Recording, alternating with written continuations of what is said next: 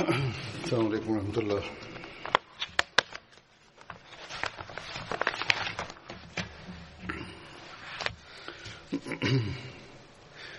أشهد أن لا إله إلا الله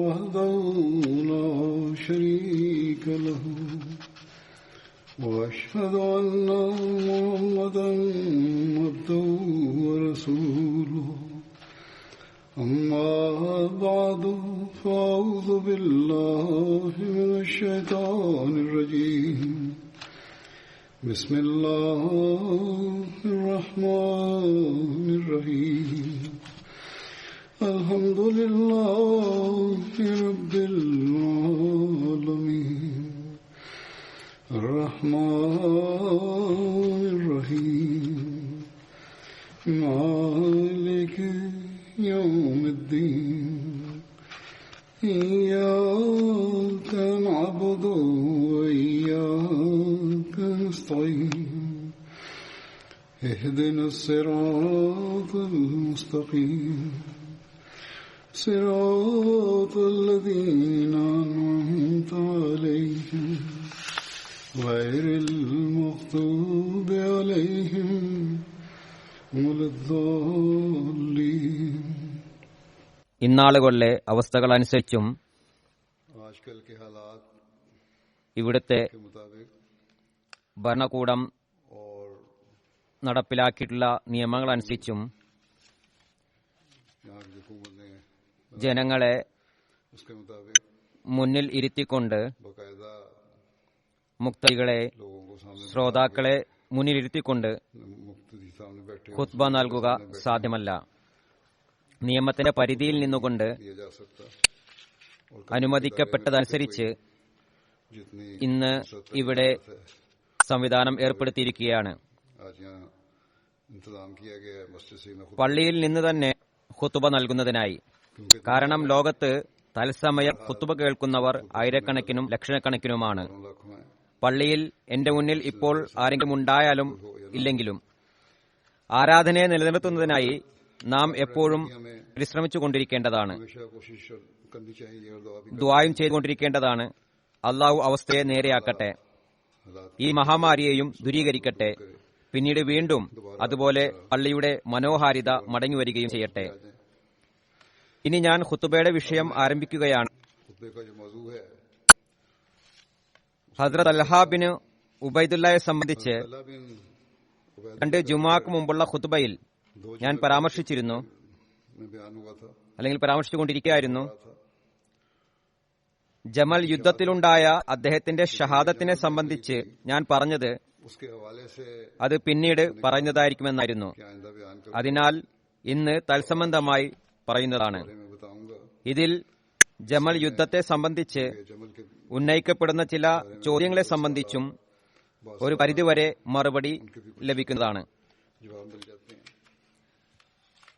ഹസ്രത്ത് ഉമർ തന്റെ വഫാത്തിന് മുമ്പ് ഖിലാഫത്തുമായി ബന്ധപ്പെട്ട ഒരു കമ്മിറ്റിക്ക് രൂപം നൽകുകയുണ്ടായി. ഇത് സംബന്ധമായി സഹീഹ് ബുഖാരിയുടെ ഒരു നിവേദനത്തിൽ വിശദീകരിക്കപ്പെട്ടിരിക്കുന്നു.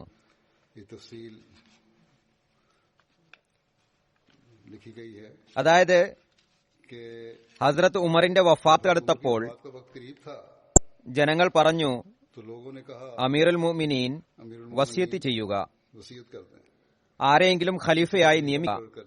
അദ്ദേഹം പറഞ്ഞു, ഞാൻ ഖിലാഫത്തിന് അവകാശികളായി ഏതാനും പേരേക്കാൾ അധികമായി മറ്റാരെയും കാണുന്നില്ല. നബി തിരുമേനി സല്ലല്ലാഹു അലൈഹി വസല്ലം വഫാത്തായ അവസരത്തിൽ ആ മഹാത്മാവ് അവരിൽ സംതൃപ്തനായിരുന്നു.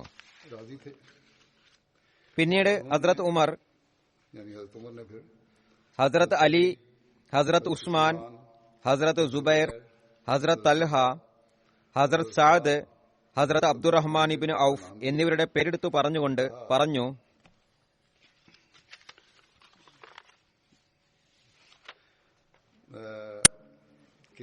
അബ്ദുല്ല ബിൻ ഉമർ നിങ്ങളോടൊപ്പം പങ്കുചേരുന്നതായിരിക്കും. എന്നാൽ ഈ ഖിലാഫത്തിൽ അദ്ദേഹത്തിന് യാതൊരു അവകാശവും ഉണ്ടായിരിക്കുന്നതല്ല. അതായത് ഈ വാക്കുകൾ ഹദ്രത്ത് അബ്ദുല്ലയെ സമാധാനിപ്പിക്കുന്നതിനായിട്ടാണ് പറഞ്ഞത്. वरना जो भी तुम അഥവാ ഖിലാഫത്ത് സാദിന് ലഭിക്കുകയാണെങ്കിൽ അദ്ദേഹം ഖലീഫയായിരിക്കും. അല്ലെങ്കിൽ നിങ്ങളിൽ നിന്ന് ആരെയാണോ അമീറായി നിയമിക്കപ്പെടുന്നത് അവർ സാദിൽ നിന്ന് സഹായം തേടിക്കൊണ്ടിരിക്കുക. से आजिज थे കാരണം അദ്ദേഹത്തെ പദവിയിൽ നിന്ന് മാറ്റാത്തത് എന്തെങ്കിലും ചെയ്യാൻ കഴിവില്ലാത്തത് കൊണ്ടല്ല. പറഞ്ഞു, नीज फरमाया मैं उस എനിക്ക് ശേഷം വരുന്ന ഖലീഫയോട് होगा पहले ആദ്യം മുഹാജിരീങ്ങളെ സംബന്ധിച്ച് വസിയത്ത് ചെയ്യുകയാണ്. कि वो उनके അവരുടെ അവകാശങ്ങൾ അവർക്ക് നൽകുകയും അവരുടെ हकूक के लिए അന്തസ്സിനെ മാനിക്കുകയും ചെയ്യുക. वो उनके हकूक उनके लिए उनके अदा करें और उनकी इज्जत का ख्याल रखें और मैं അൻസാറുകളെ സംബന്ധിച്ചും ഞാൻ അവരോട് उमदा सलूक करने ഉത്തമമായ നിലയിൽ പെരുമാറുന്നതിനായി വസിയത്ത് ചെയ്യുകയാണ്. से पहले അവർ മുഹാജിരീങ്ങളെക്കാൾ മുന്നേ തങ്ങളുടെ വീടുകളിൽ വിശ്വാസത്തിന് ഇടം നൽകി അവരിൽ നിന്ന് പണിയെടുക്കുന്നവരെ സ്വീകരിക്കുക. കൂടാതെ मैं सारे शहर മുഴുവൻ പട്ടണവാസികളോടും ഉത്തമമായി പെരുമാറുന്നതിനായി ഞാൻ വസിയത്ത് ചെയ്യുകയാണ്. കാരണം അവർ ഇസ്ലാമിനെ സംരക്ഷിക്കുന്നവരാണ്. क्योंकि वो इस्लाम के पुष्टपनाह हैं और माल के मुहस्सिर സമ്പത്തിന്റെ കാവൽക്കാരാകുന്നു. और दुश्मन के कुड़ने का मुझे ശത്രുക്കളെ പരാജയപ്പെടുത്താനുള്ള കാരണക്കാരാണ്. कि उनकी रजामंदी അവരുടെ ആവശ്യങ്ങൾ കഴിഞ്ഞ് ശേഷിക്കുന്നതിൽ നിന്ന് അവരുടെ തൃപ്തിയോടുകൂടി അവരോട് വാങ്ങുക. मैं इसको बदवी अरबों के ഞാൻ ബദവി അറബികളോടും नेक सलूक സൽപെരുമാറ്റത്തിന്റെ വസിയത്ത് ചെയ്യുകയാണ്. क्योंकि वो अरबों കാരണം അവർ അറബികളുടെ വേരാകുന്നു, माता हैं ഇസ്ലാമിന്റെ സത്തയാകുന്നു. कि इनके ऐसे माल അവർക്ക് ഉപയോഗമില്ലാത്ത ധനത്തിൽ നിന്ന് काम के ना हो വാങ്ങുകയും ചെയ്യും. പിന്നീട് അവരെ ആശ്രയിക്കുന്നവർക്ക് തന്നെ നൽകേണ്ടതുമാണ്. के जिम्मे ഞാനിതിനെ അള്ളാഹുവിന്റെയും അവന്റെ റസൂൽ സല്ലല്ലാഹു അലൈഹി വസല്ലമയുടെയും ഉത്തരവാദിത്തത്തിൽ ഏൽപ്പിക്കുന്നു. से हद लिया गया हो ആരിൽ നിന്നാണ് വാഗ്ദാനം വാങ്ങിയിട്ടുള്ളത് അവരുടെ വാഗ്ദാനത്തെ പൂർത്തിയാക്കുക. അവരുടെ സുരക്ഷയ്ക്കായി അവരെ പ്രതിരോധിക്കേണ്ടതാണ്. उतना ही लिया जाए അവരുടെ കഴിവിൽ ताकत हो നിന്നു മാത്രം അവരോടും വാങ്ങുക. അദ്ദേഹം വഫാത്തായപ്പോൾ ഞങ്ങൾ അദ്ദേഹത്തെയും കൊണ്ട് കാൽനടയായി പുറപ്പെട്ടു. तो അപ്പോൾ ഹസ്രത്ത് അബ്ദുല്ലാഹിബിൻ ഉമർ ഹസ്രത്ത് ആയിഷയോട് അസ്സലാമു അലൈക്കും പറഞ്ഞു. എന്നിട്ട് പറഞ്ഞു, ഉമർ ബിൻ ഖത്താബ് അനുമതി ചോദിക്കുന്നു. उन्होंने कहा അവർ പറഞ്ഞു, അകത്തേക്ക് കൊണ്ടുവരിക. അങ്ങനെ അദ്ദേഹത്തെ അകത്തേക്ക് കൊണ്ടുപോയി वहाँ उनके दोनों അവിടെ അദ്ദേഹത്തിന് രണ്ട് സുഹൃത്തുക്കളോടൊപ്പം വെക്കുകയുണ്ടായി. जब उनकी तदफीन അദ്ദേഹത്തെ മറവടക്കി കഴിഞ്ഞപ്പോൾ ഹസ്രത്ത് ഉമർ जमा പേരെടുത്ത് പറഞ്ഞവർ ഒരുമിച്ച് കൂടി. लिया था ഹസ്രത്ത് അബ്ദുറഹ്മാൻ ഇബ്നു ഔഫ് പറഞ്ഞു, अपना मामला ഈ കാര്യം നമ്മിലുള്ള 3 പേരെ ഏൽപ്പിക്കുക. हजरत ഹസ്രത്ത് സുബൈർ പറഞ്ഞു, मैंने अपने ഞാൻ എന്റെ പിന്തുണ ഹസ്രത്ത് അബ്ദുറഹ്മാൻ ബിൻ ഔഫിന് നൽകുന്നു. हजरत अब्दुर्रहमान ഹസ്രത്ത് അബ്ദുറഹ്മാൻ ഹസ്രത്ത് ഉസ്മാനോടും ഹസ്രത്ത് അലിയോടും പറഞ്ഞു, जो भी इस अमर से നിങ്ങൾ രണ്ടുപേരിൽ ആര് ഇക്കാര്യത്തിൽ കൈയൊഴിഞ്ഞുവോ അവരെ നാം ഇക്കാര്യം ഏൽപ്പിക്കുന്നതാണ്. और अल्लाह और इस्लाम അള്ളാഹും ഇസ്ലാമും അതിന്റെ മേൽനോട്ടക്കാരാകുന്നു. तजवीज അതിൽ ആരാണോ उनमें उसी को तजवीज करे അവന്റെ പക്കൽ ശ്രേഷ്ഠരായിട്ടുള്ളത് അവരെ നിർദ്ദേശിക്കുന്നതാണ്. इस बात में दोनों बुजुर्गों അതായത് कर दिया അള്ളാഹുവിന്റെ പക്കൽ ശ്രേഷ്ഠൻ. यानी कि ഇക്കാര്യം രണ്ടുപേരെയും നിശബ്ദരാക്കി. हजरत अब्दुर्रहमान അതായത് മറുപടി പറഞ്ഞില്ല. क्या പിന്നീട് അബ്ദുറഹ്മാൻ പറഞ്ഞു, താങ്കൾ ഈ കാര്യത്തെ എന്നെ ഏൽപ്പിക്കുന്നുവോ? आन है അള്ളാഹു എന്റെ മേൽനോട്ടക്കാരനാകുന്നു. നിങ്ങളിൽ നിന്ന് ആരാണോ ശ്രേഷ്ഠൻ അവരെ നിർദ്ദേശിക്കുന്നതിൽ യാതൊരു കുറവും വരുത്തുന്നതല്ല. दोनों ने कहा अच्छा രണ്ടുപേരും പറഞ്ഞു, ശരി. रहमान उन दोनों में से പിന്നീട് അബ്ദുറഹ്മാൻ രണ്ടുപേരിൽ ഒരാളുടെ കൈപിടിച്ച് മാറ്റിക്കൊണ്ടുപോയി. എന്നിട്ട് പറഞ്ഞു, ताल्लुक है നബി സല്ലല്ലാഹു അലൈഹി വസല്ലമയുമായി കുടുംബബന്ധമുണ്ട് താങ്കൾക്ക്. नाम में भी वो मुकाम है जो आप जानते हैं ഇസ്ലാമിലും ഒരു സ്ഥാനമുണ്ട്, अल्लाह आपका निगरान അത് താങ്കൾക്കും അറിയാം. है अगर मैं അള്ളാഹു താങ്കളുടെ മേൽനോട്ടക്കാരനാണ്. ഞാൻ താങ്കളെ അമീറാക്കുകയാണെങ്കിൽ താങ്കൾ തീർച്ചയായും നീതി നടപ്പാക്കുമോ? आप उसकी बात അഥവാ ഞാൻ ഉസ്മാനെ അമീറാക്കുകയാണെങ്കിൽ താങ്കൾ അദ്ദേഹത്തിന്റെ വാക്കുകൾ അനുസരിക്കുമോ? അദ്ദേഹത്തിന്റെ കൽപ്പനകളെ മാനിക്കുമോ? और उनसे പിന്നീട് അബ്ദുറഹ്മാൻ രണ്ടാമത്തെ വ്യക്തിയെയും ഏകാന്തതയിലേക്ക് കൂട്ടിക്കൊണ്ടുപോയി. അദ്ദേഹത്തോടും അത് തന്നെ പറഞ്ഞു. പിന്നെ അദ്ദേഹം ദൃഢപ്രതിജ്ഞ വാങ്ങിയ ശേഷം പറഞ്ഞു, ഉസ്മാൻ, താങ്കൾ കൈനീട്ടുക. की और അദ്ദേഹം അദ്ദേഹത്തിൽ ബയ്യത്ത് ചെയ്തു. വീട്ടുകാർ അകത്തേക്ക് വന്നു. അവരും അദ്ദേഹത്തിൽ ബയ്യത്ത് ചെയ്തു. ഇത് ബുഖാരിയുടെ നിവേദനമാണ്. ഹദ്രത്ത് മുസ്ലിം മൗദ് റളിയല്ലാഹു തആല അൻഹു ഹദ്രത്ത് ഉസ്മാന്റെ ഖിലാഫത്ത് തെരഞ്ഞെടുപ്പിനെ സംബന്ധിച്ച് വിവരിച്ചു പരാമർശിച്ചുകൊണ്ട് ഈ സംഭവത്തെ പ്രകാരം വിശദീകരിക്കുന്നു. ഹദ്രത്ത് ഉമറിന് മുറിവേറ്റപ്പോൾ തന്റെ അവസാന സമയം അടുത്തിരിക്കുന്നു എന്ന് മനസ്സിലായപ്പോൾ आपका कोई आखिरी वक्त कि अब आपका അദ്ദേഹം 6 പേരെ സംബന്ധിച്ച് അവരിൽ നിന്നൊരാളെ ഖലീഫയായി നിയമിക്കേണ്ടതാണെന്ന് വസിയത്ത് ചെയ്തു. एक खलीफा मुकर्रर ആ 6 വ്യക്തികൾ ഇവരായിരുന്നു: ഹദ്രത്ത് ഉസ്മാൻ, ഹദ്രത്ത് അലി, ഹദ്രത്ത് അബ്ദുറഹ്മാൻ ബിൻ ഔഫ്, ഹദ്രത്ത് സാദ് ബിൻ വക്കാസ്, ഹദ്രത്ത് സുബൈർ, ഹദ്രത്ത് തൽഹ. हज़रत ज़ुबैर ഇവരോടൊപ്പം ഹസ്രത്ത് അബ്ദുല്ലാഹിബിൻ ഉമറിനെയും അദ്ദേഹം ഈ അഭിപ്രായത്തിൽ പങ്കുചേർക്കുന്നതിനായി നിയമിച്ചു. എന്നാൽ ഖിലാഫത്തിന് അവകാശിയാക്കിയില്ല. പിന്നീട് ഇവരെ എല്ലാവരെയും ചേർത്ത് 3 ദിവസത്തിനുള്ളിൽ തീരുമാനമെടുക്കുന്നതിനായി വസിയത്ത് ചെയ്യുകയും 3 ദിവസത്തേക്ക് സുബൈറിനെ ഇമാമുസ്വലാത്തായി നിയമിക്കുകയും ചെയ്തു. അഭിപ്രായങ്ങളുടെ മേൽനോട്ടത്തിന് മിഖ്ദാദ് ബിൻ അസ്വദിനെ ഏൽപ്പിക്കുകയും ചെയ്തു. അദ്ദേഹത്തിന് നിർദ്ദേശം നൽകിക്കൊണ്ട് പറഞ്ഞു, എല്ലാവരെയും ഒരിടത്ത് ഒരുമിച്ച് കൂട്ടി തീരുമാനമെടുക്കുന്നതിനായി നിർബന്ധിക്കുക. സ്വയം വാളുമായി വാതിക്കൽ കാവൽ നിൽക്കുകയും ചെയ്യുക. പറഞ്ഞു, ആരെ സംബന്ധിച്ചാണോ ഭൂരിപക്ഷ അഭിപ്രായത്തോട് യോജിക്കുന്നത് എല്ലാവരും അദ്ദേഹത്തിൽ ബയ്യത്ത് ചെയ്യുക. ആരെങ്കിലും നിഷേധിക്കുകയാണെങ്കിൽ അയാളെ വധിച്ചു കളയുക. എന്നാൽ 2 ഭാഗത്തും 3 പേരാകുകയാണെങ്കിൽ അബ്ദുല്ലാഹിബിൻ ഉമർ അവരിൽ നിന്ന് ആരെ നിർദ്ദേശിക്കുന്നുവോ അയാൾ ഖലീഫയാകേണ്ടതാണ്. അഥവാ ഈ തീരുമാനത്തിൽ അവർ സംതൃപ്തരല്ല എങ്കിൽ ആരുടെ ഭാഗത്താണോ അബ്ദുറഹ്മാൻ ബിൻ ഔഫ് ഉള്ളത് അദ്ദേഹം ഖലീഫയാകേണ്ടതാണ്. അവസാനം 5 സഹാബികളും അഭിപ്രായം പറഞ്ഞു. കാരണം ത്വൽഹ ആ സമയത്ത് മദീനയിലുണ്ടായിരുന്നില്ല. എന്നാൽ ഒരു തീരുമാനത്തിലെത്താൻ കഴിഞ്ഞില്ല. വളരെ നീണ്ട ചർച്ചയ്ക്ക് ശേഷം അബ്ദുറഹ്മാൻ ബിൻ ഔഫ് പറഞ്ഞു, ഒരു കാര്യം ചെയ്യാം, സ്വന്തം പേര് പിൻവലിക്കാൻ ആഗ്രഹിക്കുന്നവർ പിൻവലിക്കുക. എല്ലാവരും നിശബ്ദരായിരുന്നപ്പോൾ അബ്ദുറഹ്മാൻ ബിൻ ഔഫ് പറഞ്ഞു, ഏറ്റവും ആദ്യം ഞാൻ എന്റെ പേര് പിൻവലിക്കുന്നു. ഹദ്റത്ത് ഉസ്മാൻ പറഞ്ഞു. പിന്നീട് മറ്റു 2 പേരും പറഞ്ഞു. ഹദ്റത്ത് അലി നിശബ്ദനായിരുന്നു. അവസാനം അദ്ദേഹം ഹദ്റത്ത് അബ്ദുറഹ്മാൻ ബിൻ ഔഫിനോട് തീരുമാനം കൽപ്പിക്കുന്നതിൽ ഒരിളവും അനുവദിക്കുന്നതല്ല എന്ന വാഗ്ദാനം വാങ്ങി. അതായത് അബ്ദുറഹ്മാൻ ബിൻ ഔഫ് ഒരു ഇളവും അനുവദിക്കില്ല എന്ന് തീരുമാനം കൽപ്പിക്കുന്നതിൽ അദ്ദേഹം വാഗ്ദാനം നൽകി. അങ്ങനെ എല്ലാ കാര്യങ്ങളും ഹദ്റത്ത് അബ്ദുറഹ്മാൻ ബിൻ ഔഫിനെ ഏൽപ്പിച്ചു. ഹദ്റത്ത് അബ്ദുറഹ്മാൻ ബിൻ ഔഫ് 3 ദിവസം മദീനയിലെ ഓരോ വീടുകളിലും പോയി പുരുഷന്മാരുടെ സ്ത്രീകളോടും ചോദിച്ചു ആരുടെ ഖിലാഫത്തിനെ സംബന്ധിച്ചുള്ള അഭിപ്രായം അനുകൂലമായിട്ടാണുള്ളത്. എല്ലാവരും പറഞ്ഞു, ഞങ്ങൾക്ക് ഹദ്റത്ത് ഉസ്മാന്റെ ഖിലാഫത്ത് സമ്മതമാണ്. അങ്ങനെ അദ്ദേഹം ഹദ്റത്ത് ഉസ്മാനെ സംബന്ധിച്ച് തീരുമാനമെടുക്കുകയുണ്ടായി. അദ്ദേഹം ഖലീഫയായി. ഇത് ചരിത്രത്തിന്റെ അടിസ്ഥാനത്തിലുള്ള മുസ്ലിം അദ്ദേഹത്തിന്റെ വിശദീകരണമാണ്. ഫതഹുൽ ബാരി ഷറഫ് സഹീഹ് ബുഖാരിയിൽ എഴുതുന്നു, ഹദ്റത്ത് തൽഹ ഹദ്റത്ത് ഉമറിന്റെ വസിയത്ത് സമയത്ത് അവിടെ ഉണ്ടായിരുന്നില്ല. വഫാത്തിന് ശേഷം അവിടെ എത്തിയിരിക്കാം. മുഷാവറത്ത് അവസാനിച്ചപ്പോഴാണ് എത്തിയത് എന്നും പറയപ്പെടുന്നു. കൂടുതൽ ശരിയാണെന്ന് പറയപ്പെടുന്ന ഒരു നിവേദനമനുസരിച്ച് ഹദ്റത്ത് ഉസ്മാന്റെ ബയ്യത്തിന് ശേഷമാണ് എത്തിച്ചേർന്നത്. ഏതായിരുന്നാലും ഹദ്റത്ത് ഉസ്മാൻ ഖലീഫയായി തിരഞ്ഞെടുക്കപ്പെട്ടു. പിന്നീട് എല്ലാം പതിവ് പോലെയായി. ഹദ്റത്ത് ഉസ്മാൻ ഷഹീദായപ്പോൾ എല്ലാവരും ഹദ്റത്ത് അലിയുടെ അടുത്തേക്ക് ഓടി വന്നു. അവരിൽ സഹാബാക്കളും മറ്റുള്ളവരും ഉണ്ടായിരുന്നു. എല്ലാവരും പറഞ്ഞത് അലി അമീറുൽ മുഅ്മിനാണ്. അങ്ങനെ അവർ അദ്ദേഹത്തിന്റെ വീട്ടിലെത്തിച്ചേർന്നു. പിന്നീട് അവർ പറഞ്ഞു, ഞങ്ങൾ താങ്കളുടെ കയ്യിൽ ബയ്യത്ത് ചെയ്യുകയാണ്. അതിനാൽ താങ്കൾ കൈ നീട്ടിയാലും, കാരണം താങ്കളാണ് ഇതിന്റെ ഏറ്റവും വലിയ അവകാശി. അപ്പോൾ ഹദ്റത്ത് അലി പറഞ്ഞു, ഇത് നിങ്ങളുടെ ജോലിയല്ല, മറിച്ച് ഇത് അസ്ഹാബെ ബദറിന്റെ ഉത്തരവാദിത്തമാണ്.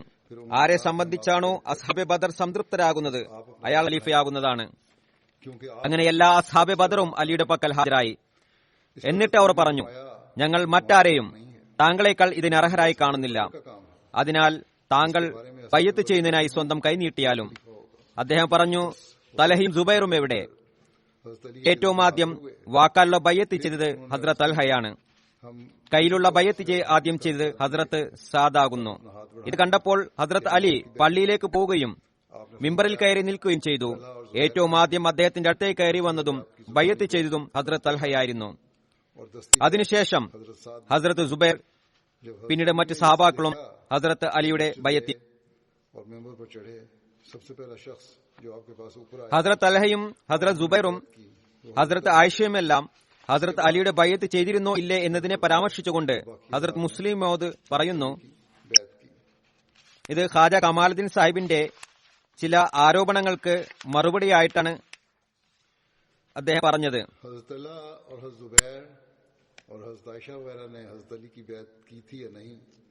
ഇത് വിശദീകരിക്കേണ്ടതും അനിവാര്യമാകുന്നു. അതിനാലാണ് ഞാൻ പരാമർശിക്കുന്നത്. അദ്ദേഹം പറയുന്നു, ഹസ്രത്ത് മുസ്ലിം മൗദ് തൻഹു പറയുന്നു, ഹസ്രത്ത് തൽഹ, സുബൈർ, ആയിഷ എന്നിവർ ബയ്യത്ത് ചെയ്യാത്തതിനെ നിങ്ങൾ തെളിവാക്കേണ്ട. ഇത് ഖാജ സാഹിബിനോടാണ് പറയുന്നത്. അവർക്കിത് ഖിലാഫത്തിന്റെ കാര്യമായിരുന്നില്ല, മറിച്ച് ഹസ്രത്ത് ഉസ്മാന്റെ കൊലാളികളുടെ പ്രശ്നമായിരുന്നു. ഇനി ഞാൻ നിങ്ങളോട് പറയുന്നു, ആരാണോ നിങ്ങളോട് പറഞ്ഞത് അവർ ഉസ്മാന്റെ ബയ്യത്ത് ചെയ്തില്ല എന്ന് അവർ പറഞ്ഞത് ശരിയല്ല. ഹദ്റത്ത് ആയിഷ തന്റെ തെറ്റിനെ അംഗീകരിച്ചുകൊണ്ട് മദീനയിലേക്ക് പോയി. തൽഹയും സുബൈറും ബയ്യത്ത് ചെയ്യുന്നതുവരെ വഫാത്തായതുമില്ല. ചില തെളിവുകൾ താഴെ കൊടുക്കുകയാണ്. खिलाफत न था बल्कि हजरत उस्मान के कातलों का सवाल था. ഹാക്കിം റിവായത്ത് ചെയ്യുന്നു. आपको बताऊं जिसने आपसे कहा है कि उन्होंने ഇതിലെ അറബി ഭാഗം വിട്ടുകളയുകയാണ്, वो गलत किया. തർജുമയാണ് വായിക്കുന്നത്. हजरत आयशा तो अपनी गलती ഹാക്കിം റിവായത്ത് ചെയ്യുന്നു, मदीना जा बैठी. സൗർ ബിൻ മജിസ എന്നോട് പറഞ്ഞു, नहीं ജമൽ സംഭവത്തിന്റെ ദിവസം ഹസ്രത്ത് ത്വൽഹയുടെ അടുക്കലൂടെ കടന്നുപോയി. അന്നേരം അദ്ദേഹത്തിന്റെ അവസാന സമയമായിരുന്നു. എന്നോട് ചോദിച്ചു, നീ ഏത് സംഘത്തിൽപ്പെട്ടതാണ്? ഞാൻ പറഞ്ഞു, ഹസ്രത്ത് അമീറുൽ മുഅ്മിനീൻ അലിയുടെ സംഘത്തിൽ നിന്നാണ്. അപ്പോൾ പറഞ്ഞു, കൈ നീട്ടുക, ഞാൻ നിന്റെ കയ്യിൽ ബയത്ത് ചെയ്യുകയാണ്. അങ്ങനെ അദ്ദേഹം എന്റെ കയ്യിൽ ബയത്ത് ചെയ്തു, പിജീവൻ വെടിയുകയും ചെയ്തു. अरबी सा है उसमें छोड़ता हूं, तर्जुमा पढ़ देता हूं. ഞാൻ മടങ്ങി വന്ന് എല്ലാ സംഭവങ്ങളും ഹസ്രത്ത് അലിയെ കേൾപ്പിച്ചു. അത് കേട്ട് അദ്ദേഹം പറഞ്ഞു, അല്ലാഹു അക്ബർ, അള്ളാഹുവിന്റെ റസൂലിന്റെ വാക്കുകൾ സത്യമായി പുലർന്നിരിക്കുന്നു. അള്ളാഹുവും ആഗ്രഹിച്ചത് തൽഹ എന്നിൽ ബയ്യത്ത് ചെയ്യാതെ സ്വർഗത്തിൽ പോകരുതെന്നായിരുന്നു. അദ്ദേഹം സുവാർത്ത നൽകപ്പെട്ട 10 പേരിൽപ്പെട്ടതായിരുന്നു. ഹസ്രത്ത് ആയിഷയുടെ അടുത്ത് ജമൽ സംഭവത്തെക്കുറിച്ച് പറയപ്പെട്ടു. അപ്പോൾ പറഞ്ഞു, ജനങ്ങൾ ജമൽ സംഭവത്തെക്കുറിച്ച് പറയാറുണ്ടോ? ആരൊരാൾ പറഞ്ഞു, അതെ, അതേക്കുറിച്ച് പറയാറുണ്ട്. അപ്പോൾ പറഞ്ഞു, മറ്റുള്ളവർ അന്ന് ഇരുന്നത് പോലെ ഞാനും അടങ്ങിയിരുന്നെങ്കിൽ എത്ര നന്നായേനെ. ഇതിനേക്കാൾ ഉത്തമം ഞാൻ നബി സല്ലല്ലാഹു അലൈഹി വസല്ലമയിൽ നിന്ന് 10 കുട്ടികളെ പ്രസവിക്കുന്നതായിരുന്നു. അതിൽ ഓരോ കുട്ടിയും അബ്ദുറഹ്മാൻ ബിൻ ഹാരിസ് ബിൻ ഹഷാം പോലുള്ളവരായിരുന്നെങ്കിൽ. പിന്നീട് അടുത്ത കാര്യം ഇതാണ്, തൽഹയും സുബൈറും സുവാർത്ത അറിയിക്കപ്പെട്ട 10 പേരിൽ ഉൾപ്പെട്ടവരാകുന്നു. അവരെ സംബന്ധിച്ച് നബി തിരുമേനി സല്ലല്ലാഹു അലൈഹി വസല്ലം സ്വർഗത്തിന്റെ സുവാർത്ത അറിയിച്ചിരുന്നു. നബി തിരുമേനി സല്ലല്ലാഹു അലൈഹി വസല്ലമയുടെ സുവാർത്ത സത്യമാണെന്നത് നിശ്ചയമാണ്. ഇത്രമാത്രമല്ല, അവർ അതിൽ നിന്ന് പശ്ചാത്തപിച്ച് മടങ്ങുകയും ചെയ്തിരുന്നു. ഈ ഉദ്ധരണിയും ഹദരത്ത് മുസ്ലിം റളിയല്ലാഹു അൻഹു നൽകുകയുണ്ടായി. ഹദരത്ത് ഉസ്മാന്റെ ഷഹാദത്ത്, ഹദരത്ത് അലിയുടെ ബയ്യത്ത്, ജമൽ യുദ്ധം എന്നിവയെ പരാമർശിച്ചുകൊണ്ട് ഹദരത്ത് മുസ്ലിം മൗദ് പറയുന്നു, കൊലയാളികളുടെ കൂട്ടം വിവിധ വ്യാപങ്ങൾ വ്യാപിച്ചിരുന്നു. സ്വയം തങ്ങളെ ആരോപണങ്ങളിൽ നിന്ന് രക്ഷപ്പെടുത്തുന്നതിനായി മറ്റുള്ളവരിൽ അവർ ആരോപണം ഉന്നയിച്ചുകൊണ്ടിരുന്നു. ഹദരത്ത് അലി മുസ്ലിങ്ങളിൽ നിന്ന് ബയ്യത്ത് വാങ്ങി എന്നറിഞ്ഞപ്പോൾ അവർക്ക് അദ്ദേഹത്തിൽ ആരോപണം ഉന്നയിക്കാനുള്ള നല്ല അവസരം ലഭിച്ചു. ഹദരത്ത് അലിയുടെ അടുത്ത് ഹദരത്ത് ഉസ്മാന്റെ കൊലയാളികളിൽ ചിലർ ഒരുമിച്ച് കൂടിയിരുന്നു എന്നതും സത്യമാണ്. അതിനാൽ ഈ എതിരാളികൾക്ക്, അതായത് കപട വിശ്വാസികൾക്ക് ആരോപണം ഉന്നയിക്കുന്നതിനുള്ള ഉത്തമ അവസരവും ലഭിച്ചു. അവരിൽ നിന്ന് മക്കയിലേക്ക് പോയ സംഘം ഹദ്രത്ത് ആയിഷയെ ഹദ്രത്ത് ഉസ്മാന്റെ കൊലയാളികളോട് പകരം ചോദിക്കുന്നതിനായി ജിഹാദ് പ്രഖ്യാപിക്കുന്നതിനായി പ്രേരിപ്പിക്കുകയുണ്ടായി. അങ്ങനെ അവർ അതിനായി പ്രഖ്യാപനം നടത്തുകയും ചെയ്തു. സഹാബാക്കളോട് സഹായം അഭ്യർത്ഥിക്കുകയും ചെയ്തു. ഹദ്രത്ത് തൽഹയും സുബൈറും ഹദ്രത്ത് അലിയിൽ ബയ്യത്ത് ചെയ്തത് ഹസ്രത്ത് ഉസ്മാന്റെ കൊലയാളികളോട് എത്രയും പെട്ടെന്ന് പകരം ചോദിക്കുന്നതായിരിക്കും എന്ന നിബന്ധനയായിരുന്നു. അവർ രണ്ടുപേരും എത്രയും പെട്ടെന്ന് പകരം ചോദിക്കണമെന്ന് പറഞ്ഞത്. ഹസ്രത്ത് അലിയുടെ അഭിപ്രായത്തിൽ അത് സന്ദർഭോചിതമായിരുന്നില്ല. അദ്ദേഹം കരുതിയത് ആദ്യം എല്ലാ സംസ്ഥാനങ്ങളെയും വ്യവസ്ഥാപിതമാക്കുകയും പിന്നീട് കൊലയാളികളെ ശിക്ഷിക്കുന്നതിലേക്ക് ശ്രദ്ധിക്കാമെന്നുമായിരുന്നു. കാരണം പ്രഥമ ലക്ഷ്യം ഇസ്ലാമിന്റെ സുരക്ഷയായിരുന്നു. കൊലയാളികളെ സംബന്ധിച്ചുള്ള നടപടികൾ വൈകിയാലും പ്രശ്നമില്ല. കൂടാതെ കൊലയാളികളെ നിർണയിക്കുന്നതിനും ഭിന്നത ഉണ്ടായിരുന്നു. അവരെ വളരെ ദുഃഖിതരായി അഭിനയിച്ചുകൊണ്ട് ഏറ്റവും ആദ്യം ഹസ്രത്ത് അലിയുടെ അടുക്കൽ എത്തുകയും ഇസ്ലാമിൽ ഭിന്നിപ്പുണ്ടാക്കുമെന്ന ഭയത്തെ വെളിപ്പെടുത്തുകയും ചെയ്തവരിൽ ഹസ്രത്ത് അലിക്ക് സ്വാഭാവികമായും സംശയമുണ്ടായിരുന്നില്ല. ഇവർ കുഴപ്പങ്ങൾ സൃഷ്ടിച്ചവരാണെന്ന കാര്യത്തിൽ മറ്റുള്ളവർ അവരെ സംശയിച്ചിരുന്നു. ഈ ഭിന്നത കാരണം ത്വൽഹയും സുബൈറും മനസ്സിലാക്കിയത് ഹദ്രത്ത് അലി തന്റെ വാഗ്ദാനത്തിൽ നിന്നും പിന്തിരിയുമെന്നാണ്. കാരണം അവർ ഒരു നിബന്ധനയിലാണ് ബയ്യത്ത് ചെയ്തത്. ഹദ്രത്ത് അലി ആ നിബന്ധനയെ പൂർത്തിയാക്കിയില്ല. അതിനാൽ അവർ ഷറാൻ സ്വയം തങ്ങളെ ബയ്യത്തിൽ നിന്ന് സ്വതന്ത്രരാണെന്ന് കരുതിയിരുന്നു. ഹദ്രത്ത് ആയിഷയുടെ പ്രഖ്യാപനം അവരിൽ എത്തിയപ്പോൾ അവരും ഹദ്രത്ത് ആയിഷയോട് കൂടെ ചേർന്നു. എല്ലാവരും ചേർന്ന് ബസ്രയിലേക്ക് പോയി. ബസ്രയിലെ ഗവർണർ ജനങ്ങളെ അവരുമായി കണ്ടുമുട്ടുന്നതിൽ നിന്നും തടഞ്ഞുവെച്ചു. എന്നാൽ ഹദ്രത്ത് ത്വൽഹയും സുബൈറും ഒരു നിബന്ധനയിലാണ് ഹദ്രത്ത് അലിയിൽ ബയ്യത്ത് ചെയ്തതെന്ന് ജനങ്ങൾ മനസ്സിലാക്കിയപ്പോൾ അധികം പേരും അവരോടൊപ്പം ചേർന്ന് ഹദ്രത്ത് അലിക്ക് ഇത് സംബന്ധിച്ച് വിവരം ലഭിച്ചപ്പോൾ അദ്ദേഹവും ഒരു സൈന്യത്തെ തയ്യാറാക്കി इसलिए ബസറയിലേക്ക് പുറപ്പെട്ടു. आपको बैत से आजाद ख्याल ബസറ എത്തിയതിനു ശേഷം അദ്ദേഹം ഒരു വ്യക്തിയെ आयशा का ऐलान ഹദ്രത്ത് ആയിഷയുടെയും ത്വൽഹയുടെയും സുബൈറിന്റെയും അടുക്കലേക്ക് പറഞ്ഞയച്ചു. ആ വ്യക്തി ആദ്യം ഹദ്രത്ത് ആയിഷയുടെ പക്കലെത്തി. मिलकर എന്നിട്ട് ചോദിച്ചു, താങ്കളുടെ ഉദ്ദേശം എന്താണ്? बसरा में गवर्नर ने ഞങ്ങളുടെ ഉദ്ദേശം കേവലം സംസ്കരണം മാത്രമാണെന്ന് അവർ മറുപടി പറഞ്ഞു. जब लोगों को मालूम പിന്നീട് ആ വ്യക്തി ത്വൽഹയെയും സുബൈറിനെയും വിളിപ്പിച്ചു. അവരോടും ചോദിച്ചു, നിങ്ങളും ഇതേ ഉദ്ദേശത്തിലാണോ യുദ്ധത്തിന്? मुकय्यद ആ വ്യക്തി പറഞ്ഞു, की बैत की है നിങ്ങളുടെ ഉദ്ദേശം സംസ്കരണമാണെങ്കിൽ അതിനായി നിങ്ങൾ സ്വീകരിച്ച ഈ മാർഗം ശരിയല്ല. तो आपने भी ഇതിന്റെ ഫലം കലഹമായിരിക്കും. और बसरा की तरफ रवाना हुए ഇപ്പോൾ രാജ്യത്തിന്റെ അവസ്ഥ എന്താണെന്നാൽ, ഒരു വ്യക്തിയെ നിങ്ങൾ കൊല്ലുകയാണെങ്കിൽ आयशा और तलहा അയാളുടെ സഹായത്തിനായി 1000 പേർ തയ്യാറാകുന്നതും वो आदमी पहले അതിനെ എതിരിടുന്നതുമായിരിക്കും. और दरिया അപ്പോൾ കൂടുതൽ ആളുകൾ അവരെ സഹായിക്കാനായി തയ്യാറാകുന്നതുമാണ്. इरादा सिर्फ ആദ്യം മുഴുവൻ രാജ്യത്തെയും അനുസരണയുടെ ചരടിൽ കോർത്തിണക്കുകയും बुलवाया പിന്നീട് അക്രമത്തിൽ കൃഷി നൽകുകയും ചെയ്യുകയാണ് സംസ്കരണത്തിനുള്ള മാർഗം. मादम में അല്ലാതെ ഈ അവസ്ഥയിൽ ആരെങ്കിലും ശിക്ഷിക്കൂ എന്നത് രാജ്യത്ത് കൂടുതൽ കുഴപ്പം സൃഷ്ടിക്കുന്നതിന് കാരണമായി തീരുന്നതാണ്. ഭരണം സ്ഥാപിതമാകുകയാണെങ്കിൽ ശിക്ഷ നടപ്പിലാക്കാവുന്നതാണ്. तो इसका ये അപ്പോൾ അവർ പറഞ്ഞു, ഹദ്രത്ത് അലിയുടെ ഉദ്ദേശം ഇതാണെങ്കിൽ വരട്ടെ, ഞങ്ങൾ അദ്ദേഹത്തോടൊപ്പം ചേർന്ന് തയ്യാറാണ്.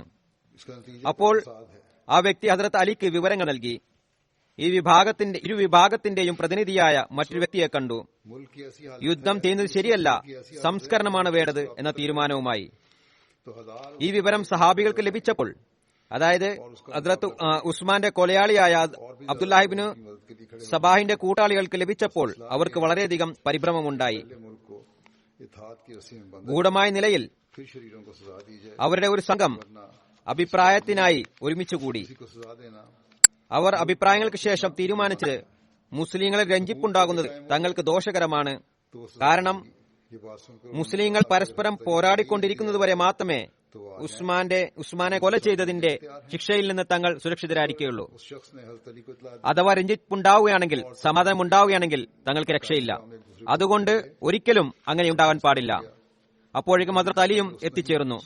അദ്ദേഹം ദിവസം ഹദ്രത്ത് സുബൈറുമായി കണ്ടുമുട്ടി. यानी जो अब्दुल्ला बिन सवा അപ്പോൾ അലി പറഞ്ഞു, और कातलीन നിങ്ങൾ എന്നോട് യുദ്ധം ചെയ്യുന്നതിന് സൈന്യത്തെ തയ്യാറാക്കിയിരിക്കുന്നു. എന്നാൽ അള്ളാഹുവിന്റെ സവിധത്തിൽ സമർപ്പിക്കുന്നതിന് എന്തെങ്കിലും കാരണവും തയ്യാറാക്കിയിട്ടുണ്ടോ? നിങ്ങൾ എന്തിന് സ്വകരങ്ങളാൽ ഇസ്ലാമിനെ നശിപ്പിക്കുവാൻ ഒരുങ്ങുന്നത്? ഇതിനെ കഠിനമായ ത്യാഗങ്ങൾ ചെയ്താണ് പരിപോഷിച്ചത്. मशरे के लिए ഞാൻ നിങ്ങളുടെ സഹോദരനല്ലേ? ആദ്യം പരസ്പര രക്തം ഉൾക്കുന്നത് ഹറാമായി കണക്കാക്കിയിരുന്നു. എന്നാൽ ഇപ്പോൾ അത് ഹലാലായിരിക്കുന്നു. ഇതിന് കാരണം എന്താണ്? അഥവാ എന്തെങ്കിലും പുതിയ കാര്യമുണ്ടായിരുന്നുവെങ്കിൽ എന്തെങ്കിലും കാര്യമുണ്ടായനെ. എന്നാൽ പുതുതായി ഒന്നും തന്നെ ഇല്ലാത്തതിനാൽ ഈ എതിരെന്തിനാണ്? अगर सुलह അപ്പോൾ ഹദ്രത്ത് തൽഹ പറഞ്ഞു, और अमन हो गया താങ്കൾ ഹദ്രത്ത് ഉസ്മാന്റെ കൊലയിൽ ജനങ്ങളെ പ്രകോപിപ്പിച്ചു. ഹദ്രത്ത് അലി പറഞ്ഞു, ഞാൻ ഹദ്രത്ത് ഉസ്മാന്റെ पहुंच गए കൊലയിൽ പങ്കാളികളായവരെ ശപിക്കുന്നു. പിന്നീട് ഹദ്രത്ത് അലി ഹദ്രത്ത് സുബൈർ പറഞ്ഞു, താങ്കൾക്ക് ഓർമ്മയില്ലേ, നബി തിരുമേനി സല്ലല്ലാഹു അലൈഹി വസല്ലം പറഞ്ഞിരുന്നു, मेरे लड़ने के लिए तो लश्कर तैयार किया है നീ അലിയോട് യുദ്ധം ചെയ്യുന്നതാണ്, खुदा നീ അക്രമിയുമായിരിക്കും. ഇത് കേട്ടപ്പോൾ ഹദ്രത്ത് സുബൈർ തന്റെ സൈന്യത്തിന്റെ അടുത്തേക്ക് മടങ്ങി. अपने हाथों से എന്നിട്ട് ഹദ്രത്ത് അലിയോട് ഒരിക്കലും യുദ്ധം ചെയ്യില്ല എന്ന് സത്യം ചെയ്തു. सख्त जान തെറ്റിദ്ധാരണ മൂലം തെറ്റു ചെയ്തു എന്ന് അംഗീകരിക്കുകയും ചെയ്തു. आप लोगों का भाई नहीं ഈ വാർത്ത क्या वजह है സൈന്യത്തിൽ വ്യാപിച്ചപ്പോൾ पहले तो एक दूसरे का खून ഇനി യുദ്ധമുണ്ടാകില്ല, രഞ്ജിപ്പുണ്ടാകതാണെന്ന് അറിഞ്ഞപ്പോൾ അവർക്ക് സമാധാനമായി. എന്നാൽ കലാപകാരികൾക്ക് അത് കടുത്ത അസ്വസ്ഥതയാണ് ഉണ്ടാക്കിയത്. രാത്രിയായപ്പോൾ അവർ രഞ്ജിപ്പുണ്ടാക്കാതിരിക്കുന്നതിനായി ഒരു പദ്ധതി ആവിഷ്കരിച്ചു. क्यों है അവരിൽ നിന്ന് ഹദ്രത്ത് അലിയുടെ കൂടെ ഉണ്ടായിരുന്നവർ രാത്രിയിൽ ഹദ്രത്ത് ആയിഷയുടെയും തലഹയുടെയും സുബൈറിന്റെയും സൈന്യത്തിനുമേൽ രാത്രിയിൽ ഇരുട്ടിന്റെ മറവിൽ ആക്രമണം നടത്തി. അവരുടെ സൈന്യത്തിലുണ്ടായിരുന്നവർ ഹദ്രത്ത് അലിയുടെ സൈന്യത്തിനുമേൽ രാത്രി ആക്രമണം നടത്തി. തൽഫലമായി ഒരു ബഹളം രൂപം കൊണ്ടു. जो മറുവിഭാഗം തങ്ങളെ ചതിച്ചു എന്ന് ഓരോ വിഭാഗവും കരുതി. എന്നാൽ ഇത് കേവലം സബാഹികളുടെ ഒരു ഗൂഢപദ്ധതിയായിരുന്നു. യുദ്ധം ആരംഭിച്ചപ്പോൾ ഹദ്രത്ത് അലി വിളിച്ചു പറഞ്ഞു, ആരെങ്കിലും ഹദ്രത്ത് ആയിഷയ്ക്ക് വിവരം നൽകുക. क्या तुम ഒരുപക്ഷെ അവരിലൂടെ അള്ളാഹു ഈ ഫിത്നയെ അകറ്റുന്നതായിരിക്കും. അങ്ങനെ ഹദ്രത്ത് ആയിഷയുടെ ഒട്ടകത്തെ മുന്നോട്ട് കൊണ്ടുവന്നു. कसम എന്നാൽ അതിന്റെ പരിണിത ഫലം കൂടുതൽ ഭയാനകമായി. തങ്ങളുടെ പദ്ധതികൾക്ക് തിരിച്ചടിയാകുമെന്ന് കലാപകാരികൾ കണ്ടപ്പോൾ ഹദ്രത്ത് ആയിഷയുടെ ഒട്ടകത്തിന് നേരെ അമ്പെയ്യാൻ തുടങ്ങി. ഹദ്രത്ത് ആയിഷ ഉച്ചത്തിൽ വിളിച്ചു പറയാൻ തുടങ്ങി, അല്ലയോ ജനങ്ങളെ, യുദ്ധം മതിയാക്കുക, അള്ളാഹുവിനെയും കണക്കെടുപ്പ് ദിനത്തെയും ഓർക്കുക. എന്നാൽ അവർ പിന്തിരിഞ്ഞില്ല. ആയിഷയുടെ ഒട്ടകത്തിനുമേൽ നിരന്തരമായി ശരവർഷം നടത്തിക്കൊണ്ടിരുന്നു. ഹദ്രത്ത് ആയിഷയുടെ ചുറ്റും കൂടിയിരുന്ന സൈന്യത്തോടൊപ്പമുണ്ടായിരുന്ന ബസ്രക്കാർ ഇത് കണ്ടപ്പോൾ അവർക്ക് കോപം വന്നു. कि उनमें से जो അവരുടെ ഈ പ്രവൃത്തിയെ കണ്ടപ്പോൾ അവരുടെ കോപം വർദ്ധിച്ചു. तला और जुबैर के അങ്ങനെ അവർ വാളെടുത്ത് എതിർ സൈന്യത്തെ ആക്രമിക്കാൻ തുടങ്ങി. जो उनके लश्कर में थे उन्होंने हजरत अली के लश्कर पर शब खून मार दिया. അങ്ങനെ ഹസ്രത്ത് ആയിഷയുടെ ഒട്ടകം യുദ്ധത്തിന്റെ കേന്ദ്രബിന്ദുവായി മാറി. ने ख्याल किया कि दूसरे फरीक സഹാബാക്കളും വലിയ ധീരന്മാരും അതിനു ചുറ്റും ഒരുമിച്ചുകൂടി सवाइयों का एक ഒന്നിനു പുറകെ മറ്റൊന്നായി കൊല്ലപ്പെടാൻ തുടങ്ങി. जंग शुरू हो गई. എന്നാൽ ഒട്ടകത്തിന്റെ കടിഞ്ഞാൺ അവർ വിട്ടില്ല. ഹദരത്ത് സുബൈർ യുദ്ധത്തിൽ പങ്കെടുത്തേയില്ല. शायद ഒരു ഭാഗത്തേക്ക് മാറിപ്പോവുകയാണ് ചെയ്തത്. दूर कर दे. എന്നാൽ ഒരു ദുർഭകൻ അദ്ദേഹത്തെ പിന്തുടർന്ന് അദ്ദേഹം നമസ്കരിച്ചു കൊണ്ടിരുന്ന അവസ്ഥയിൽ ഷഹീദാക്കുകയുണ്ടായി. मुफसिदों ने ये देखकर ഹദ്രത്ത് തൽഹ യുദ്ധമൈതാനിയിൽ കലാപകാരികളുടെ കയ്യാൽ വധിക്കപ്പെട്ടു. पर तीर मारने शुरू किए. യുദ്ധം മുറുകിയപ്പോൾ ഹദ്രത്ത് ആയിഷയെ ഇടയിൽ നിന്ന് മാറ്റുന്നതുവരെ യുദ്ധം അവസാനിക്കില്ലെന്ന് കണ്ടപ്പോൾ तो तर्क करो, ചിലർ അവരുടെ ഒട്ടകത്തിന്റെ കാല് വെട്ടി മാറ്റുകയുണ്ടായി. बाज ना आए. പിന്നീട് പല്ലക്കെടുത്ത് താഴെ വെക്കുകയും ചെയ്തു. तीर मारते चले गए. അപ്പോഴാണ് യുദ്ധം അവസാനിച്ചത്. लश्कर के साथ थे ഇത് കണ്ട് जो हजरत ഹദ്രത്ത് അലിയുടെ മുഖം ദുഃഖത്താൽ ചുവന്നു. उनको ये बात देखकर सख्त എന്നാൽ और उम्मुल मोमिनीन की സംഭവിക്കുകയല്ലാതെ മറ്റു മാർഗവുമില്ലായിരുന്നു. नहीं रही. യുദ്ധം അവസാനിച്ചപ്പോൾ കൊല്ലപ്പെട്ടവരിൽ ഹദ്രത്ത് തൽഹയുടെ മൃതശരീരം കണ്ടപ്പോൾ ഹദ്രത്ത് അലിക്ക് വളരെ ദുഃഖമുണ്ടായി. खींचकर लश्कर मुखालिफ पर ഈ എല്ലാ സംഭവങ്ങളിൽ നിന്നും വ്യക്തമാകുന്നത് और अब ഈ यहाँ യുദ്ധ സഹാബാക്കളുടെ കൈകടത്തൽ ഒരിക്കലുമില്ല എന്നാണ്. जंग का मरकज बन മറിച്ച് ഇതെല്ലാം തന്നെ ഉസ്മാന്റെ കൊലയാളികളുടെ ഗൂഢപദ്ധതികളായിരുന്നു. जमा हो गए और एक के बाद एक തൽഹയും സുബൈറും ഹദ്രത്ത് അലിയുടെ ബയ്യത്തിലാണ് മരണപ്പെട്ടത്. हज़रत जुबैर तो जंग കാരണം അവർ തങ്ങളുടെ ഉദ്ദേശത്തെ ഉപേക്ഷിക്കുകയും ഹദ്രത്ത് അലിയെ സഹായിക്കുന്നതിനായി സമ്മതിക്കുകയും ചെയ്തിരുന്നു. എന്നാൽ ചില അക്രമികളുടെ കൈയാൽ കൊല്ലപ്പെട്ടു. ഹദ്രത്ത് അലി അവരുടെ കൊലയാളികളെ ശപിക്കുകയും ചെയ്തു. हज़रत तलहा ऐन मैदान जंग ജമൽ യുദ്ധത്തെയും ഹദ്രത്ത് തൽഹയുടെ ഷഹാദത്തിനെയും പരാമർശിച്ചുകൊണ്ട് ഹദ്രത്ത് മുസ്ലിം റളിയല്ലാഹു അൻഹു മറ്റൊരിടത്ത് പറയുന്നു, ये देख പ്രവാചകന്മാർ ലോകത്ത് വരുമ്പോൾ जब तक हज़रत അവരുടെ ആരംഭകാലത്ത് വിശ്വാസം കൈക്കൊള്ളുന്നവരാണ് മഹാന്മാരായി ഗണിക്കപ്പെടുന്നത്. എല്ലാ മുസ്ലിങ്ങൾക്കും അറിയാം, റസൂൽ തിരുമേനി സല്ലല്ലാഹു അലൈഹി വസല്ലമയ്ക്ക് ശേഷം ഹദ്രത്ത് അബൂബക്കർ, ഹദ്രത്ത് ഉമർ, ഹദ്രത്ത് ഉസ്മാൻ, ഹദ്രത്ത് അലി, ഹദ്രത്ത് തൽഹ, ഹദ്രത്ത് സുബൈർ, ഹദ്രത്ത് അബ്ദുറഹ്മാൻ ബിൻ ഔഫ്, ഹദ്രത്ത് സാദ്, ഹദ്രത്ത് സയ്യിദ് എന്നിവരായിരുന്നു മഹാന്മാരായി ഗണിക്കപ്പെട്ടിരുന്നത്. എന്നാൽ അവർ മഹാന്മാരാണെന്ന് കരുതുന്നതിന്റെ കാരണം അവർക്ക് കൂടുതലായി വിശ്രമം ലഭിച്ചിരുന്നു साफ जाहिर हो जाता എന്നതിനല്ല, മറിച്ച് അവർ മഹാന്മാരായി കണക്കാക്കപ്പെടുന്നത് है. हरगिज़ कोई ദീനിനു വേണ്ടി മറ്റുള്ളവരെക്കാൾ കൂടുതൽ പ്രയാസങ്ങൾ അനുഭവിച്ചിരുന്നതിനാലാണ്. ഹദ്രത്ത് തൽഹ നബി തിരുമേനി സല്ലല്ലാഹു അലൈഹി വസല്ലം ശേഷവും ജീവിച്ചു.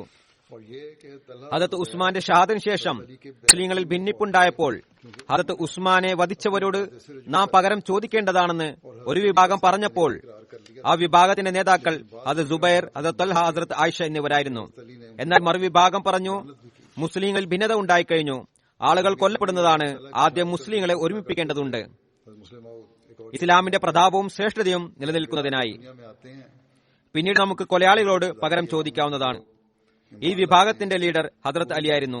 ഈ ഭിന്നത എത്രത്തോളം വർദ്ധിച്ചുവെന്നാൽ ഹദ്രത്ത് തൽഹയും ഹദ്രത്ത് സുബൈറും ഹദ്രത്ത് ആയിഷയും ആരോപണം ഉന്നയിച്ചുകൊണ്ട് പറഞ്ഞു, ഹദ്രത്ത് ഉസ്മാനെ ഷഹീദാക്കിയവർക്ക് ഹദ്രത്ത് അലി അഭയം നൽകാൻ ആഗ്രഹിക്കുകയാണ്.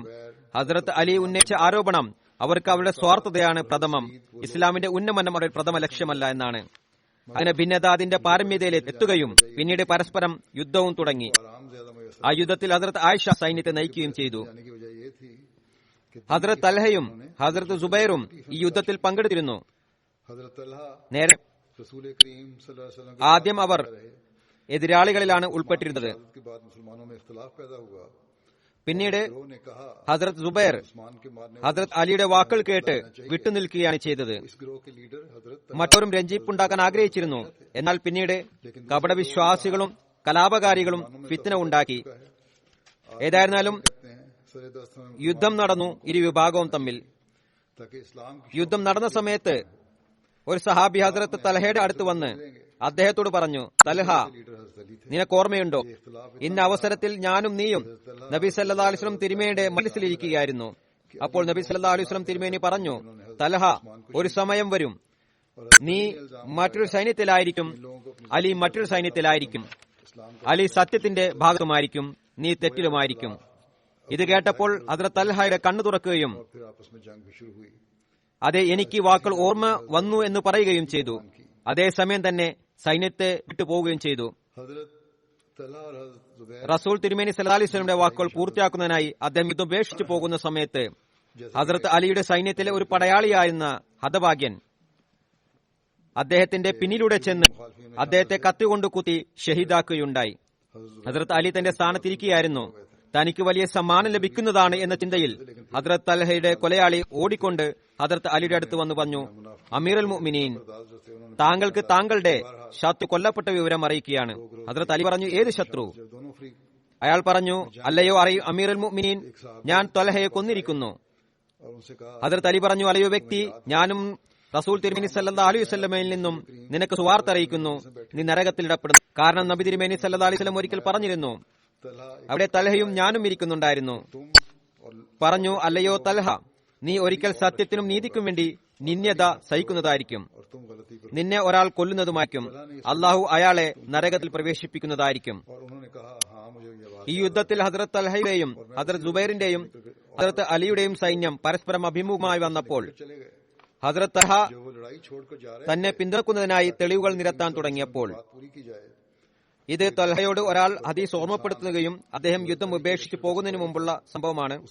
അദ്ദേഹം തെളിവുകൾ നിരത്തി ഹസ്രത്ത് അലിയുടെ സൈന്യത്തിൽ നിന്നൊരു വ്യക്തി പറഞ്ഞു, അല്ലയോ ഒറ്റ കയ്യ, മിണ്ടാതിരിക്കുക. ഹസ്രത്ത് തൽഹയുടെ ഒരു കൈ തികച്ചും പ്രവർത്തനരഹിതമായിരുന്നു. ഒറ്റ കയ്യ, മിണ്ടാതിരിക്കുക എന്ന് ഒരാൾ പറഞ്ഞപ്പോൾ ഹസ്രത്ത് തൽഹ പറഞ്ഞു, നീ ഒറ്റ കയ്യ മിണ്ടാതിരിക്കുക എന്ന് പറഞ്ഞു. ഞാൻ ഒറ്റക്കയ്യനായത് എങ്ങനെയാണെന്ന് നിനക്കറിയുമോ?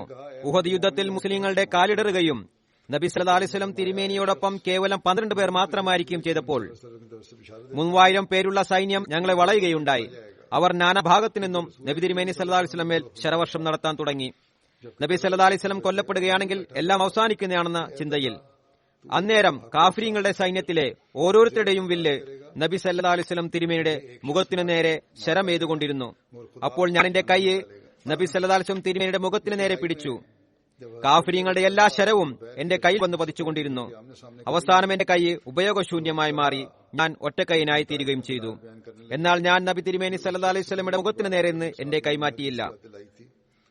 ജമൽ യുദ്ധാവസരത്തിലുള്ള ഹദ്റത്ത് ത്വൽഹയെ കുറിച്ച് പരാമർശിച്ചുകൊണ്ട് മറ്റൊരിടത്ത് ഹദ്റത്ത് മുസ്ലിം മൗദ് പറയുന്നു, ആരോ പറഞ്ഞു, ആ ഒറ്റക്കയ്യൻ കൊല്ലപ്പെട്ടു. അത് കേട്ടിരുന്ന ഒരു സഹാബി പറഞ്ഞു, അല്ലയോ ഭാഗ്യഹീന, നിനക്കറിയാമോ അദ്ദേഹം എങ്ങനെയാണ് ഒറ്റക്കൈൻ ആയതെന്ന്? ഉഹദ് യുദ്ധവേളയിൽ ഒരു തെറ്റിദ്ധാരണ കാരണത്താൽ സഹാബാക്കളുടെ സൈന്യം യുദ്ധമൈതാനത്തിൽ നിന്ന് പിന്തിരിഞ്ഞോടിയപ്പോൾ നബി സല്ലല്ലാഹു അലൈഹി വസല്ലം ഏതാനും സഹാബികളോടൊപ്പം മാത്രം യുദ്ധമൈതാനത്ത് ചേരിക്കുന്നുവെന്ന് കാഫിര്യങ്ങൾ അറിഞ്ഞപ്പോൾ ഏകദേശം 3000 പേരടങ്ങുന്ന സൈന്യം നബി സല്ലല്ലാഹു അലൈഹി വസല്ലം നേർ നാനാഭാഗത്തു നിന്നും കുതിച്ചെത്തി.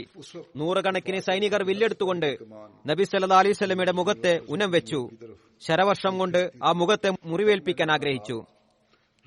അന്നേരം നബി സല്ലല്ലാഹു അലൈഹി വസല്ലം തിരുമേനിയുടെ പരിശുദ്ധ മുഖത്തെ സംരക്ഷിക്കുന്നതിനായിട്ട് മുന്നോട്ട് വന്നത് ത്വൽഹയായിരുന്നു. തൽഹ തന്റെ കൈ നബി സല്ലല്ലാഹു അലൈഹി വസല്ലം തിരുമേനിയുടെ മുഖത്തിന് നേരെ പിടിച്ചു. പതിക്കുന്ന ഓരോ ശരവും നബി സല്ലല്ലാഹു അലൈഹി വസല്ലമയുടെ മുഖത്തിന് പകരമായി തൽഹയുടെ കൈയിലായിരുന്നു പതിച്ചത്. അങ്ങനെ ശരം പതിച്ചുകൊണ്ടിരിക്കുകയും മാരകമായി മുറിവേൽക്കുകയും ചെയ്തു. മുറിവിന്റെ ആധിക്യത്താൽ തൽഹയുടെ കൈയിന്റെ ഞരമ്പ് മുറിഞ്ഞു. അങ്ങനെ അദ്ദേഹത്തിന്റെ കൈ തളർന്നുപോയി. ആരെയാണോ നിങ്ങൾ പരിഹസിച്ചുകൊണ്ട് ഒറ്റക്കൈൻ എന്ന് പറഞ്ഞത്, അദ്ദേഹം ഒറ്റക്കൈനായത് എത്തരത്തിലുള്ള അനുഗ്രഹമാണെന്നാൽ നമ്മിലുള്ള ഓരോരുത്തരും ആ അനുഗ്രഹത്തിനായി തുടിക്കുകയാണ്. റബീബിൻ നിവേദനം ചെയ്യുന്നു, ഞാൻ ഹദ്റത്ത് അലിയുടെ അടുക്കൽ ഇരിക്കുകയായിരുന്നു. അപ്പോൾ ഇമ്രാൻ ഇബ്നു തൽഹ വന്നുകൊണ്ട് ഹദ്റത്ത് അലിക്ക് സലാം പറഞ്ഞു. ഹദ്റത്ത് അലി അദ്ദേഹത്തോട് പറഞ്ഞു, മർഹബ ഇമ്രാൻ ഇബ്നു തൽഹ, മർഹബ. ഇമ്രാൻ ഇബ്നു തൽഹ പറഞ്ഞു, അല്ലയോ അമീറുൽ മുഅ്മിനീൻ, താങ്കൾ എന്നോട് മർഹബ എന്ന് പറയുന്നു, എന്നാൽ താങ്കൾ എന്റെ പിതാവിനെ കൊല്ലുകയുണ്ടായി, എന്റെ ധനം എടുക്കുകയും ചെയ്തു. ഹദ്റത്ത് അലി പറഞ്ഞു, നിന്റെ ധനം ബൈത്തുൽ മാലിൽ മാറ്റിവെച്ചിട്ടുണ്ട്, രാവിലെ സ്വന്തം ധനം എടുത്തുകൊള്ളുക. മറ്റൊരു റിവായത്തിൽ വന്നിരിക്കുന്നു, അദ്ദേഹം പറഞ്ഞു, ഞാൻ അത് എന്റെ അധീനതയിൽ വെച്ചത് ജനങ്ങൾ അത് തട്ടിയെടുക്കാതിരിക്കാനാണ്. ഞാൻ നിന്റെ പിതാവിനെ കൊന്നു എന്ന് പറയുന്നതിനെ സംബന്ധിച്ച് പറയുകയാണെങ്കിൽ, ആരെ സംബന്ധിച്ചാണോ അള്ളാഹു ഇങ്ങനെ പറഞ്ഞിട്ടുള്ളത്, അതായത് വനസഅനാ മാ ഫീ സുദൂരിഹിം മിൻ ഗില്ലിൻ ഇഖ്വാനൻ അലാ സുറുരിൻ മുതഖാബിലീൻ. അവരുടെ ഹൃദയങ്ങളിലുള്ള ഏതൊരു പകയെയും നാം നീക്കം ചെയ്യുന്നതാണ്. അങ്ങനെ അവർ പരസ്പരം അഭിമുഖമായി ചാരുകട്ടിലുകളിൽ സഹോദരങ്ങളായി ഇരിക്കുന്നവരായിരിക്കുമെന്ന്. ഞാനും നിന്റെ പിതാവും അങ്ങനെയായിരിക്കും എന്നാണ് ഞാൻ പ്രതീക്ഷിക്കുന്നത്. कि हम में से हर शख्स इस बरकत മുഹമ്മദ് അൻസാരി തന്റെ പിതാവിൽ നിന്നും നിവേദനം ചെയ്യുന്നു, ജമൽ യുദ്ധസമയത്ത് ഒരു വ്യക്തി ഹസ്രത്ത് അലിയുടെ അടുത്ത് വന്നു പറഞ്ഞു, തലഹയുടെ കൊലയാളിക്ക് അകത്ത് വരാനുള്ള അനുമതി നൽകിയാലും. നിവേദകൻ പറയുന്നു, ഞാൻ ഹസ്രത്ത് അലിയെ ഇങ്ങനെ പറയുന്നതായി കേട്ടു, ഈ കൊലയാളിക്ക് നരകത്തിന്റെ സുവാർത്ത അറിയിക്കുക. ഹസ്രത്ത് തൽഹ ഷഹീദായപ്പോൾ ഹസ്രത്ത് അലി അദ്ദേഹത്തെ കൊല്ലപ്പെട്ടതായി കണ്ടപ്പോൾ ഹസ്രത്ത് തൽഹയുടെ മുഖത്ത് നിന്ന് आप मुझे मरहबा कहते മണ്ണ് തുടച്ചു കളയാൻ തുടങ്ങി. എന്നിട്ട് പറഞ്ഞു, ഏ അബു മുഹമ്മദ്, നിന്നെ ആകാശത്തെ നക്ഷത്രങ്ങൾക്ക് കീഴെ മണ്ണ് പറ്റിക്കിടക്കുന്നതായി കാണുന്നത് എന്നെ വളരെയധികം ദുഃഖിതനാക്കുന്നു. हैं। रिवायत में है कि आपने फरमाया പിന്നീട് പറഞ്ഞു, ഞാൻ അള്ളാഹുവിന്റെ പക്കൽ എന്റെ ന്യൂനതയെയും ദുഃഖത്തെയും അപേക്ഷയെ സമർപ്പിക്കുന്നു. और जहाँ तक तुम्हारा ये कहना है कि मैंने तुम्हारे വാലിദ് को ഖത്ൽ कर दिया, ഹസ്രത്ത് തൽഹക്കായി കാരുണ്യത്തിന് ദുആ ചെയ്യുന്നു. मैं और പറയുന്നു, ഞാൻ ഇതിന് 20 വർഷം മുമ്പ് മരിച്ചിരുന്നെങ്കിൽ എത്ര നന്നായിരുന്നു. ഹസ്രത്ത് അലിയും അദ്ദേഹത്തെ കൂടെയുണ്ടായിരുന്ന വ്യക്തിയും കുറെ നേരം കരഞ്ഞു. ഹസ്രത്ത് അലി ഒരിക്കൽ ഒരു വ്യക്തിയെ ഇങ്ങനെ കവിത ചൊല്ലുന്നതായി കേട്ടു. ഫത്തന കാന യുദ്നിഹിൽ ഗിനാഅ മിൻ സബീലി സദീഖി ഇസാ മാ ഹുവ उनके दिलों से जो भी ഇസാ മാ ഹുവ ഇസ്തഗ്നാഹു भाई भाई बनते യുഗ്ബിദുൽ ഫഖർ. സമ്പന്നനും ധനികനുമായിരുന്ന അവസ്ഥയിൽ തന്റെ സുഹൃത്തുക്കളുമായി കൂടിച്ചേരുന്ന ഒരു യുവാവായിരുന്നു. അദ്ദേഹം ആശ്രിതനായപ്പോൾ അവരോട് ഒഴിഞ്ഞുമാറിയിരുന്നു. ഹസ്രത്ത് അലി പറഞ്ഞു, ഈ കവിതയുടെ സാക്ഷ്യം ഹസ്രത്ത് അബു മുഹമ്മദ് തൽഹ ബിൻ ഉബൈദുല്ല ആയിരുന്നു. അള്ളാഹു അദ്ദേഹത്തിൽ കാരുണ്യം വർഷിക്കട്ടെ. कातिल को अंदर आने की इजाजत। അദ്ദേഹത്തിന്റെ പരാമർശം ഇവിടെ അവസാനിക്കുകയാണ്. मैंने हज़रत अली को कहते सुना, ഇനി ഇന്നാളുകളിലെ അവസ്ഥയെ സംബന്ധിച്ച് ഹസ്രത്ത് മസീഹ് അലൈഹി സ്വലാത്തു വസ്സലാമിന്റെ ഒരു ഉദ്ധരണി വായിക്കുകയാണ്. और हज़रत अली ने उनको मकतूल देखा, ഒരവസരത്തിൽ മസീഹ് അലൈഹി സ്വലാത്തു വസ്സലാം മുഫ്തി സാഹിബിനോട് പറഞ്ഞു, चेहरे पर से കെട്ടിടങ്ങളെ പ്രകാശിതമാക്കുക. പ്ലേഗിന്റെ സമയത്തുള്ള കാര്യമാണ്. വീടുകളിൽ നല്ല ശുചിത്വം പാലിക്കേണ്ടതാണ്. कि मैं വസ്ത്രങ്ങളെയും വൃത്തിയാക്കേണ്ടതാണ്. पैरों के नीचे खाक आलूदा देखूं। फिर फरमाया, പിന്നീട് ഹസ്രത്ത് മസീഹ് അലൈഹി സ്വലാത്തു വസ്സലാം പറയുന്നു, अपने ഇന്നാളുകൾ വളരെ കഠിനകരമാണ്. അന്തരീക്ഷം വിഷമയമാണ്. फरमाया, ശുചിത്വം പാലിക്കുന്നത് സുന്നത്താകുന്നു. വിശുദ്ധ ഖുർആനിലും പറയുന്നു, വസിയാബക്ക ഫതഹിർ വർജുസ ഫഹ്ജുർ. फरमाया कि काश मैं इस दिन से 20 साल पहले मर गया होता। हज़रत अली और उनके പിന്നീട് ഒരവസരത്തിൽ പറഞ്ഞു, हज़रत अली ने एक ഏത് പട്ടണത്തിലാണോ ഗ്രാമത്തിലാണോ പ്ലേഗ് കഠിനമായി വ്യാപിച്ചിരിക്കുന്നത്, युद्ध नहीं है, അവിടുത്തുകാർ സ്വന്തം പട്ടണത്തിൽ നിന്ന് മറ്റു പട്ടണത്തിലേക്ക് പോകരുത്. സ്വന്തം കെട്ടിടങ്ങളെ ശുചിയാക്കുകയും ചൂടുള്ളതാക്കി വെക്കുകയും ചെയ്യുക. പ്രതിരോധത്തിനായി അനിവാര്യമായ പദ്ധതികൾ സ്വീകരിക്കുക. ഏറ്റവും പ്രധാനമായി യഥാർത്ഥ തൗബ ചെയ്യുക. പരിശുദ്ധ മാറ്റങ്ങൾ ഉണ്ടാക്കി അള്ളാഹു ജിപ്പുണ്ടാക്കുക. രാത്രികളിൽ എഴുന്നേറ്റ് തഹജ്ജുദിൽ അള്ളാഹുവിനോട് ദുആകൾ ചെയ്യുക. और मोहताजी के वक्त उनसे किनारा कशी करता था। പിന്നീട് അദ്ദേഹം പറയുന്നു, തങ്ങളുടെ അവസ്ഥയിലുള്ള इस शेर के मिस्दाक യഥാർത്ഥ പരിവർത്തനമാണ് ഈ ദൈവിക ശിക്ഷയിൽ നിന്ന് രക്ഷിക്കുക. വലനീ മാഫി. की जिक्र खत्म हुआ। അള്ളാഹു अब हालात जो हैं എല്ലാ അഹമ്മദികൾക്കും के बारे में एक मुस्लिम ഇതിനുള്ള തൗഫീക്ക് നൽകട്ടെ. बास ഈ ദിനങ്ങളിൽ भी പ്രത്യേകമായി ദുആയിൽ ശ്രദ്ധ പതിപ്പിക്കുക. एक मौके पर ഇത്തരം നിർദ്ദേശങ്ങളെയും പാലിക്കുക. വീടുകളെ ശുദ്ധിയാക്കുക, അകലം പാലിക്കുക. ഡെറ്റോൾ പോലുള്ളത് കൊണ്ട് ശുദ്ധിയാക്കിക്കൊണ്ടിരിക്കുക. അതും ലഭിക്കുന്നതാണ്. ताउन के दिनों की बात, അള്ളാഹു എല്ലാവരിലും घरों में खूब सफाई रखनी, അനുഗ്രഹം ചൊരിയട്ടെ, कपड़ों को भी सुथरा रखना चाहिए। കാരുണ്യം ചൊരിയട്ടെ. आज എന്തായാലും ഈ ദിനങ്ങളിൽ ദുആയിൽ പ്രത്യേകം ശ്രദ്ധ പതിപ്പിക്കുക. അള്ളാഹു എല്ലാവർക്കും അതിനുള്ള തൗഫീക്ക് നൽകുമാറാകട്ടെ. और सफाई रखना तो सुन्नत है। कुरान शरीफ में भी लिखा है, वसे आबा का फताहिर व रुज्जा फाजुर।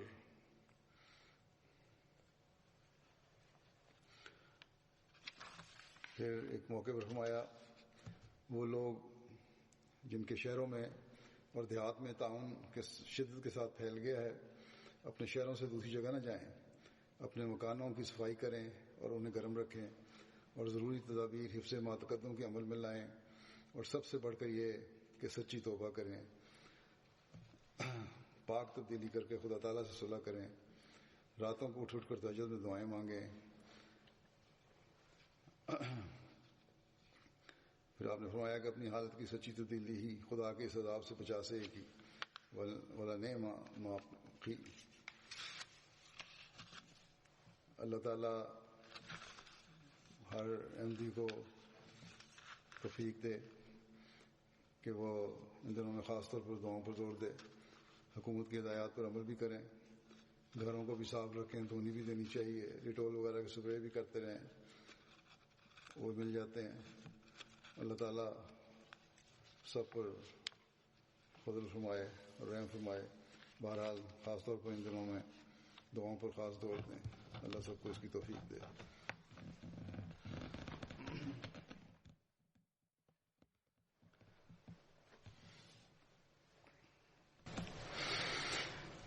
الحمد لله نحمده ونستعينه ونستغفره ونؤمن به ونتوكل عليه ونعوذ بالله من شرور أنفسنا ومن سيئات أعمالنا من يهده الله فلا مضل له ومن يضلل فلا هادي له ونشهد أن لا إله إلا الله ونشهد أن محمدا عبده ورسوله عباد الله رحمكم الله إن الله يأمر بالعدل والإحسان وإيتاء ذي القربى وينهى عن الفحشاء والمنكر والبغي يعظكم لعلكم تذكرون اذكروا الله يذكركم وادعوه يستجب لكم ولذكر الله أكبر.